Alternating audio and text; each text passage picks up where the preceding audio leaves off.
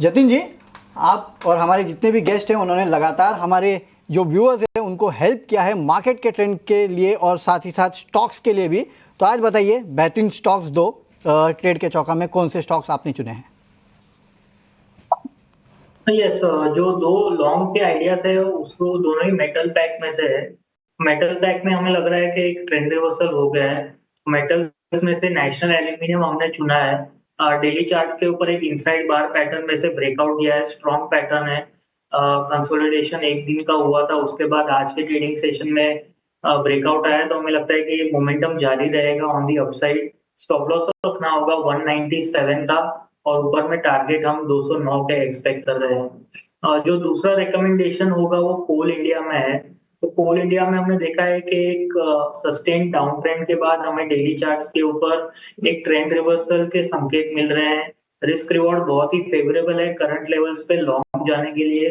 हमें लगता है कि एक कंसिडरेबल अपसाइड है in the short to medium term. लेकिन अगर जो ट्रेडिंग पर्सपेक्टिव से कोई भी शॉर्ट टर्म में प्ले करना चाहता है स्विंग ट्रेडिंग के लिए, तो करंट स्तरों पे लॉन्ग किया जा सकता है।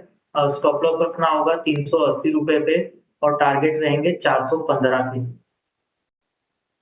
तो 15 के लक्ष्य के लिए और नैल्को यहां पर 209 के लक्ष्य के लिए खरीदारी करने की सलाह ट्रेडिंग के लिहाज से। चलिए अब बढ़ते आगे और कुछ और स्टॉक्स पर भी चर्चा कर लेते हैं। और ख़ास तौर पे जतिन, मैं दिग्गजों की बात करूंगा। ट्रेंड देखिए लगभग 5% की यहाँ पर तेज़ी हमें देखने को मिल रही है। वहीं टाइटन में भी 4.5% का उछाल हमें देखने को मिल रहा है। तो ज़रा बताइए ट्रेंड और टाइटन, जाहिर सी बात है कि निगाहें सबकी हैं। जिस तरह का करेक्शन भी पिछले दिनों इन दोनों स्टॉक्स ने देखा था उसने भी बहुत सारी चिंताएं बढ़ा दी थी, लेकिन नतीजों पर ब्रोकरेज अपग्रेड की वजह से हम देख रहे हैं कि न सिर्फ टाइटन और ट्रेंड बल्कि टाटा कंज्यूमर भी इस वक्त ज़बरदस्त तेज़ी दिखाता हुआ। तो बताइए इन स्टॉक्स पर क्या राय बन रही है?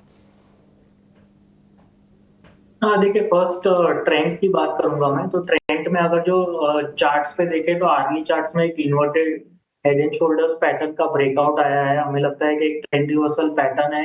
हमें लगता है कि ट्रेंड में अभी भी 6070 से लेके 6100 तक के लेवल्स की अपसाइड पॉसिबल है। करंट स्तरों से अगर जो कोई बाय करता है तो रिस्क रिवॉर्ड काफी फेवरेबल है, ब्रेकआउट है। आई थिंक अगर जो स्टॉप लॉस की मैं बात करूंगा तो 5645 का एक स्टॉप लॉस लगा के लॉन्ग किया जा सकता है। 100 रुपए का स्टॉप लॉस है, लेकिन अपसाइड में टारगेट अराउंड 6080 से 6100 की बन रहे हैं in the case of trend. तो जो टाटा कंज्यूमर की मैं बात करूँ तो टाटा कंज्यूमर में भी एक सिमिलर हमने अपमूव देखा है। इनफैक्ट ओवरऑल जो भी एफएमसीजी कंपनीज है, आई थिंक थोड़ा सेंटिमेंट सुधरा है एफएमसीजी कंपनीज में।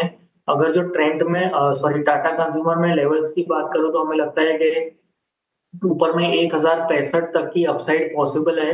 कंसिडरिंग के थोड़ा आज शार्प अपमूव आया है तो थोड़ी डिप की राह देखे, लेकिन ओवरऑल हमें लगता है कि 1065 1080 तक का अपमूव पॉसिबल है in the case of Tata consumer. तो दोनों ही स्टॉक्स में व्यू पॉजिटिव है।